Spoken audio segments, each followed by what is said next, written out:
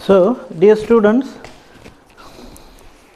now we are going to see the second part of the ashes that made a tree blooming. Okay, first part was very interesting, as we have seen. It's a magical touch. There's a magical touch to the story.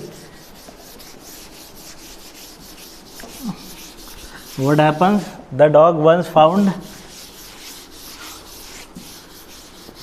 a treasure of gold for the old couple, the kind-hearted couple. Then the dog is killed by the cruel people in the search of a gold treasure. After dying also, the old man loves the dog, so he goes to the tomb, the grave of the dog, and there the spirit comes in the dream of the old man and tells him to make a bowl and a meal. So that bowl and meal becomes magical. When in the bowl the rice is being made, turned into pastry, it turns into gold. And the meal, while making soya sauce, bean sauce, that beans, when they are put in the meal, after winning the meal, what happens? To the other side, the sauce comes in the golden form. So that turns into gold. So the couple comes and takes both the things, borrow the things, but in their house when they try the same thing, it turns into worm instead of gold. So they cut it into pieces, firewood, and throw it. Not long after that, in the second part now, not long after that, what happened? The good old man dreamed again. The story is not yet finished here. The good old man dreamed again, and the spirit of the dog spoke to him, telling him how the wicked people had burned the meal made from the pine tree.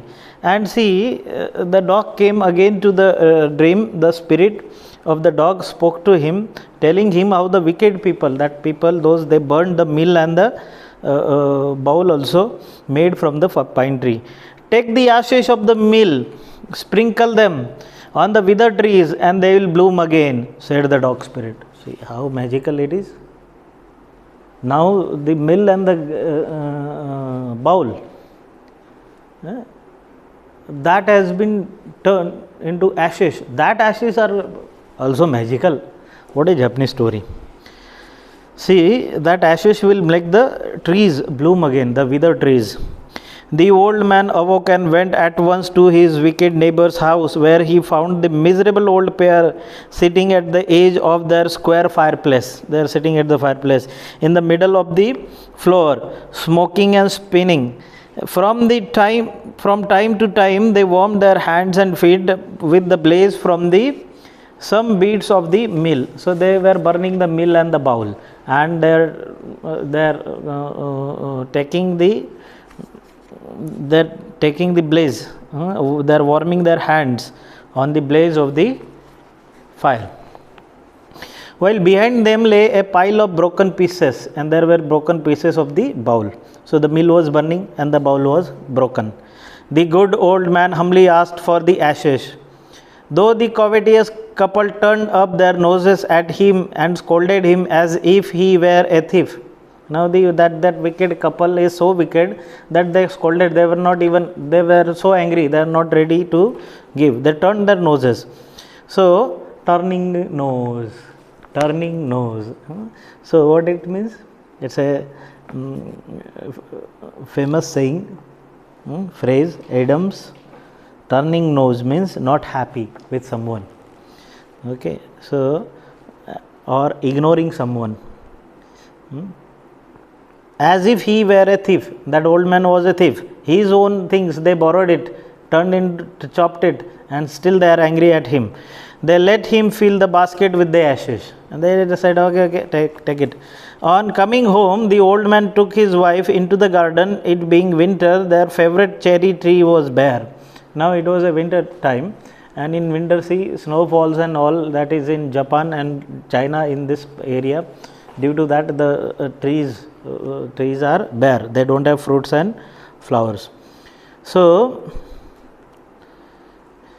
it being winter, their favorite cherry tree was bare.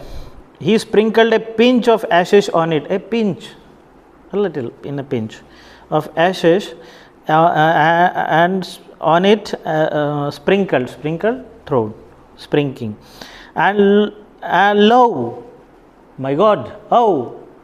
So in English it is oh, in Japanese it is lo.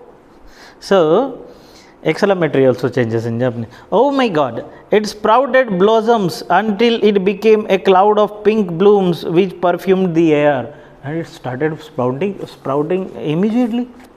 There were leaves, there were flowers, and there were fruits on it. See, it became pink, totally pink with the flowers and all. So it became like dark like cloud. Okay. And the perfume of it went into the air. The news of this filled the village, and everyone ran out to see the wonder. The covetous couple also heard the story, and gathering up the remaining ashes of the milk kept them to make withered trees blossom. And when they heard, this covetous, greedy people, this wicked people, when they heard of the news, what they did? Oh, the ashes made this, and so they collected the ashes. They are not understanding that what is magic. The magic is not in the ashes, the magic is not in the meal, the magic is not in the bowl, the magic is not in the dog, the magic is in the love. That love, that old couple have given to the, created with the love to the dog. That love is making this all possible. So the kind old man, hearing that his lord, the daimyo, the landlord, like a king, was to pass along the high roads near the village, set out to see him, and the old man went to see him. Okay, the actual sentence is the old man went to see him. The daimyo was going to pass from the high hills of the village. Taking his basket of ashes, as the train approached, he climbed up into an old withered cherry tree that stood by the wayside. And he was the withered old cherry tree, he stood there, and the train was the side, okay, from the way where the train was to be passed, to pass by. That place he reached, there was a tree, cherry tree. And now in these days of the daimyos, it was the custom when their lord passed by for all the loyal people to shut up their high windows. They even pasted them fast with a slip paper, so as not to commit the impertinence of looking down on his lordship. So that was a time when these kings and daimyos used to pass from the roads, the high windows, the upper floor. People never used to stand there. They used to come and stand near the door and to look high on the king, right? So that was the custom to respect. That was the custom. So that was a tradition.